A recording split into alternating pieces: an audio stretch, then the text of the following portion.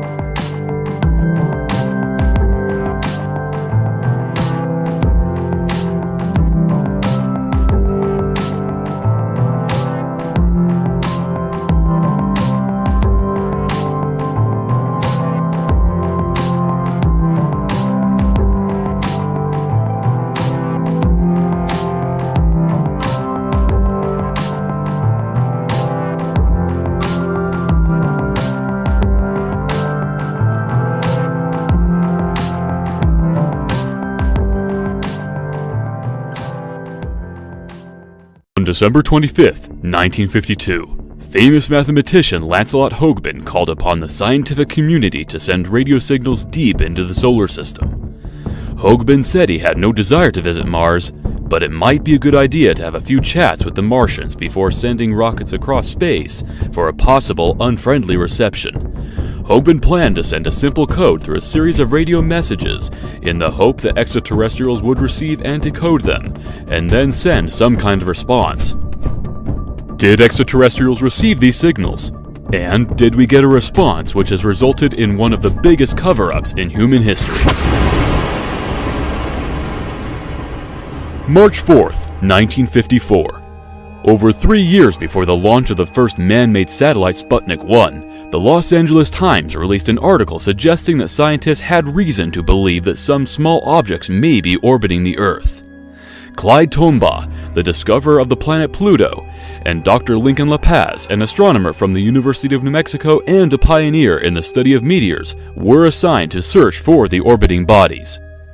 2 months later, Major Donald Keyhoe, the head of the biggest UFO research organization at the time called the National Investigations Committee on Aerial Phenomena, announced in an interview that 1 or 2 artificial satellites in an unfamiliar retrograde orbit had been detected by Air Force radar at White Sands. The St. Louis Post-Dispatch and the San Francisco Examiner released stories about the detection. The reports contained a notice from Canadian government scientists asking any skywatchers to be especially alert and called for them to report any unidentified aerial objects that they had seen over the previous 2 weeks. Aviation Week broke the same story in August 1954. They confirmed Keyhoe's claim that there were 2 large objects orbiting the Earth, one at 400 miles and one at 600 miles above the Earth. They claimed that the objects were natural space rocks or asteroids, but scientists soon rejected the notion that Earth could capture natural objects that would take a retrograde orbit around the planet. In January 1960, the Dark Fence satellite surveillance system detected another anomalous object which this time was in polar orbit. The commanding officer of Dark Fence raced to the Pentagon and reported the menacing stranger to the Chief of Naval Operations, and within minutes the news was communicated to President Eisenhower and marked as top secret. 3 weeks after its discovery, it was made public and featured on the front page of many newspapers. The article stated that 2 months before this, Discoverer 8 had been fired into space and was still in orbit. But Navy trackers who keep a watch on all space objects said they knew the exact whereabouts of the Discoverer rocket casings, and that this object was definitely not one of them. At first it was thought that the object had been put there by the Russians. There was also some speculation that it was a stray British rocket from the Black Knight project. At the time, putting an object into a polar orbit and keeping it there was a feat that neither the British nor the Russians had been able to accomplish. But the object was soon dubbed the Black Knight, after the aforementioned British rocket. It took 1 whole month until Time magazine released an article offering the official explanation. And even though the Navy had previously stated that they knew the exact whereabouts of the Discoverer satellites and that the only one still orbiting was Discoverer 8, it contradictorily stated the evidence from both Air Force and Navy pointed to Discoverer 5, which was fired from Vandenberg Air Force Base in California in August 1959. In March 1960, a mysterious satellite was investigated by the CIA. The object was observed on March 6th by the crew of a Swedish Airlines plane. The captain's report stated that judging from all the circumstances, it was an unidentified satellite. It was very bright and moving in a northwesterly direction just after 8 p.m. He said without a doubt it was some form of satellite. The same object was also observed from the Stockholm Observatory. An employee said that it seemed to be a satellite and that he was certain it wasn't a meteor. Both sightings were reported in the Swedish newspaper Today's News.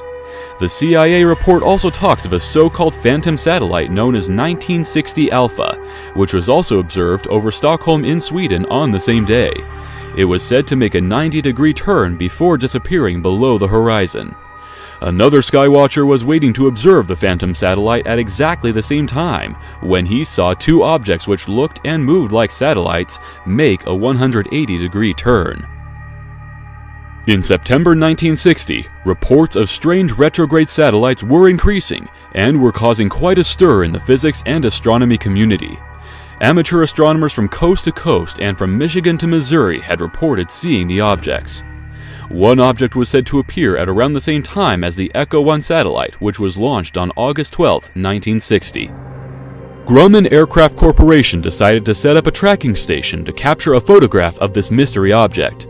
And on August 25, 1960, they were successful. This is the actual photograph taken by Grumman, and it's still the only confirmed photo of one of the mystery satellites available to the public. Grumman also confirmed that the object appeared around the same time as the Echo 1 satellite. They said that the color of the object varied from carrot to straw, and that the object was in a retrograde orbit traveling in an easterly to westerly direction. A few days before, on August 17th, this picture was taken in Bloomfield, Connecticut. It shows the Echo 1 satellite with an unknown object passing it on a strange orbit. In 1966, J. Allen Hynek from the Air Force's Project Blue Book wrote a long letter to Science magazine in which admitted the existence of unexplained UFO photos and radar tracking, and called for an end to the ridicule of reliable witnesses. He said Air Force reports included unexplained UFO photos, radar tracking, and unexplained pictures from Project Moonwatch and satellite tracking cameras. He also wrote about the existence of a photograph of a retrograde satellite taken 2 years before the Grumman photo. He said that the unidentified object's speed, as calculated at Chicago's Adler Planetarium, was 3 times that of any Earth-launched satellite. Unfortunately, Project Blue Book was shut down just 4 years after this, leaving the Air Force's study on the object incomplete.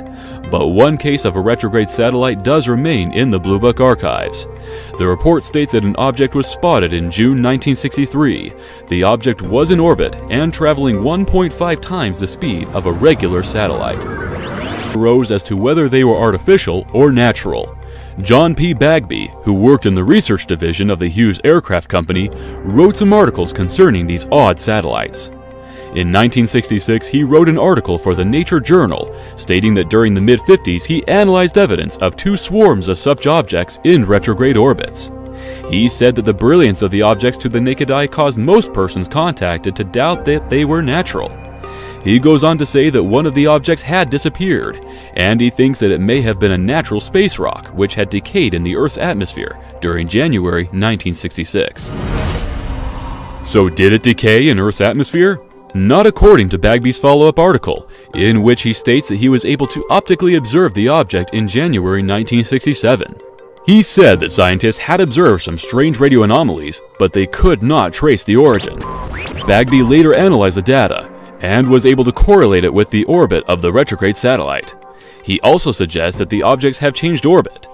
He discusses various possibilities, however the analysis is inconclusive, and he thinks that further direct observations of the objects are needed to further determine their orbit.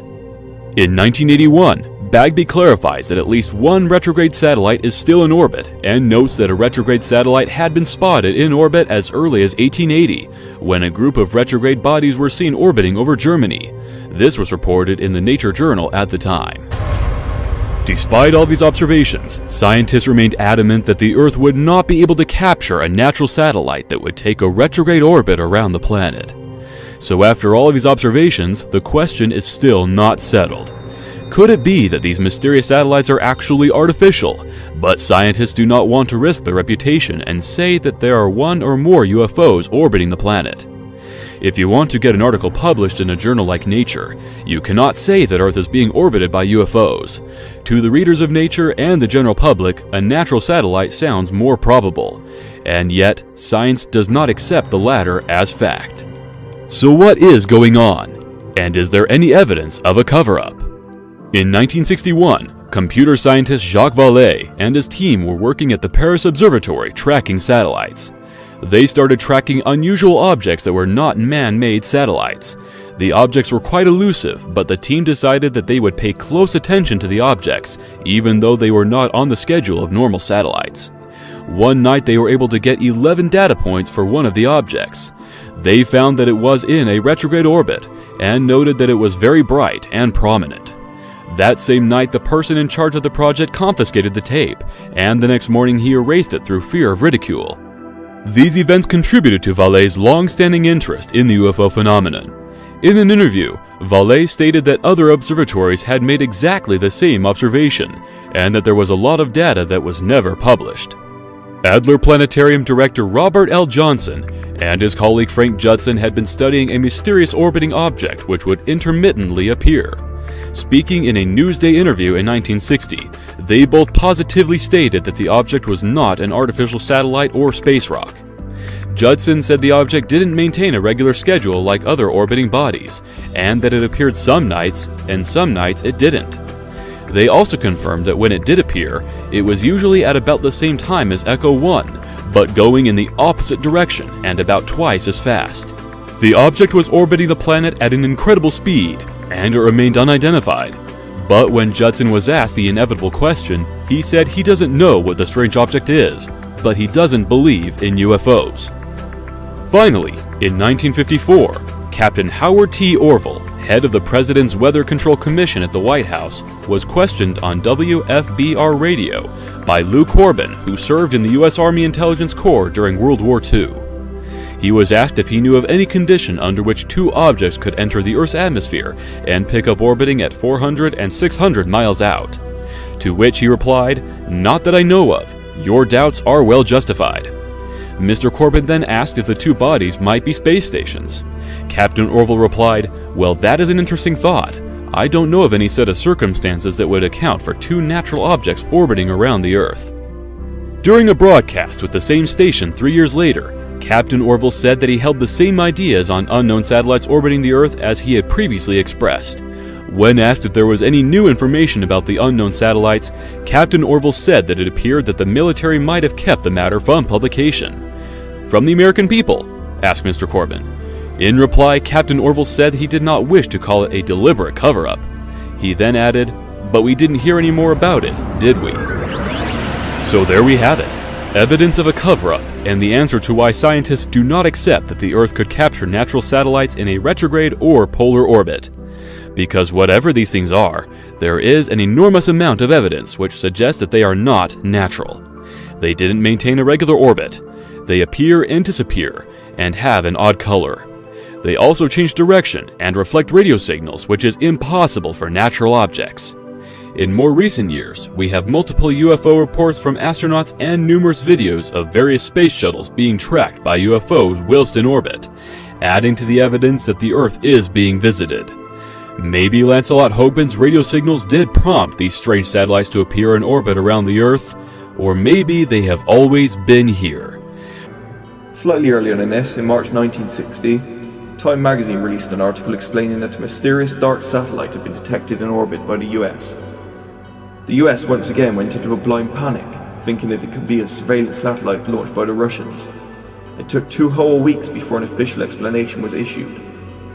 The explanation was that the evidence from both Air Force and Navy pointed to Discoverer 5, which was fired from Vandenberg Air Force Base in California on the 13th of August, 1959.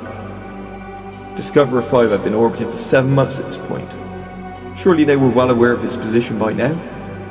With the 2-week silence and poor explanation, everything pointed to a cover-up. In December 1998, Space Shuttle Endeavour was launched on a mission to dock with the International Space Station.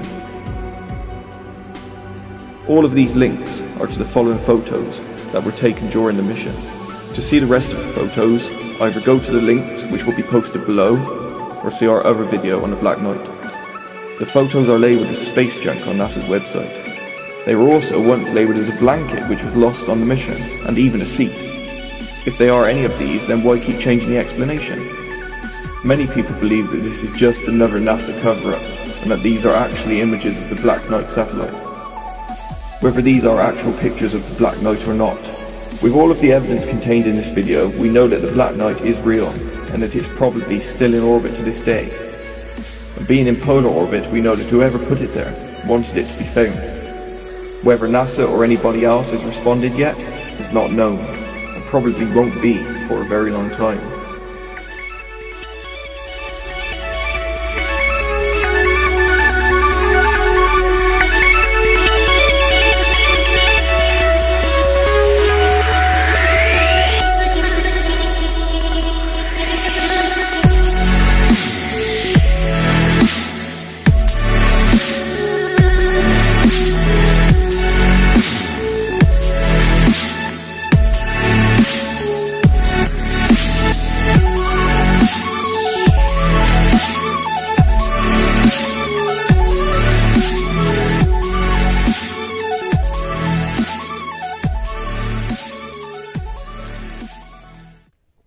Guys, about 2 weeks ago on the Blog Talk radio show, Michael brought up the Black Knight. You've all seen this picture on the internet. It's taken by the space shuttle a few years ago. Now, a lot of people have said that it was photoshopped, and I'm going to show you that it's not Photoshop. Brief history of this is that mystery polar satellite believed Russian spotted. Now, it's not Russian. It's an unidentified silent satellite has been discovered circling the Earth in a near polar orbit by U.S. tracking stations. The identity and origin of the mystery satellite, which was been dubbed the Dark Satellite, are not known despite nearly 2 weeks of tracking. Guys, it goes back much further than 1960. I was going to say the most telling detail is that the satellite does not behave normally. Even early on, astronomers would note they'd see it for a time, then it would be gone, only to return later. These are some close-ups, guys, I brought up, and without much enhancement other than increase the resolution as much as possible. That's what we're looking at. And it looks ancient, guys. It looks very old. Now, one of the ham operators that picked it up early on said that the code said it was 13,000 years old. But what I wanted to do, make sure it's not Photoshop, I went to NASA. See this link here? And I will link this in the description of this video, guys. But I'm going to bring it up closer, and this is what was seen. Now, the first image that they thought was photoshopped in the top right there, they had come around into the sunlight. And this bottom image, which is part of the NASA crew observation, notice this page, it's got 4 images on it. I will link to it also. But while it was not in the sunlight, these 4 pictures were taken. Probably a lot more than that, but that's what we're dealing with here. Now, think about this. Tesla was in contact with something that was multiple languages. He said some were not known languages. That in his early contact, when he was building his first antennas and experimenting with power, you think he may have learned a few things here? Again, I'm just going through some close-ups, guys, and some high grains of this thing. But let's pull it up. I think the 13,000 years could be very accurate, and I'll tell you why. Let's look at this and pull it up. Now, again, this is at night. You notice that you have the top turret and the back turret. See the picture in the top left? Now, look at it from this angle. You have that back tail and the center turret. They're both visible. Again, this is the same flight, so it was not a photoshopped image. Now, guys, what happened about 13,000 years ago besides the Indians having to hit the mud in the Carolinas because of the meteors? The flood did. This talks about Tesla. He worked many years to perfect the receiving and transmitting equipment that was needed to better pick up and translate these possible alien broadcasts. He was picking up this back in 1899, and he talked about it all the way to 1925, guys. Again, here's some close-ups. But again, roughly 13,000 years ago, both we had the meteor impacts called the Carolina Bays in that area, and that's around the time of the flood, guys. Also is a half cycle in the galactic circle. If we go through that galactic plane twice every 26,000 years. Now, again, the flood, and I want to talk about that. If you hear something that's strange, don't freak out about it. Just bear with me here. I want to talk about this in the Bible and even older texts. Revelation 11:9, it says, "The temple of God was opened in heaven, and there was seen in the temple the ark of his testament. There were lightnings, voices, thunderings, and an earthquake, and great hail." Now, what was John told about these thunders? He said, "Seal up these things when the 7 thunders uttered, and write them not." Okay? We're getting right before the end times here. Notice at the top, the nations are angry. They destroy those who destroy the earth. Notice that. Okay, where's the ark? It's in heaven. When those thunders happening, we're going to see it. Now let's look at something else, guys. If you haven't checked out my Nibiru videos, check them out. This is Sumerian. In preparation for the flood, Enki and Nimrod buried the records and computer programs deep in the Iraqi soil, but they prepared genetic banks of earth creatures to save from coming flood. Male and female essences and life eggs they collected of each kind 2 by 2. What they collected for safekeeping while in Earth circuit, to be taken thereafter, the living kinds to recombine. The day of the deluge they awaited. Now, if you have studied those Sumerian texts, you know that they knew for 3 years that this was going to happen. And they traveled around the world. And they did have a wooden ark. They also had this ship. I saw a new heaven and a new earth, for the first heaven and the first earth were passed away, and there was no more sea. Had to be. Fukushima, now they're saying, is 5 times worse than we knew about a week ago, and it has been since the entire incident started. 5 times more radiation. The mist, and it says there's the mist of the street. On either side of the river there was trees of life which bare 12 manners of fruit, and yielded her fruit every month, and the leaves of the trees were for the healing of the nations.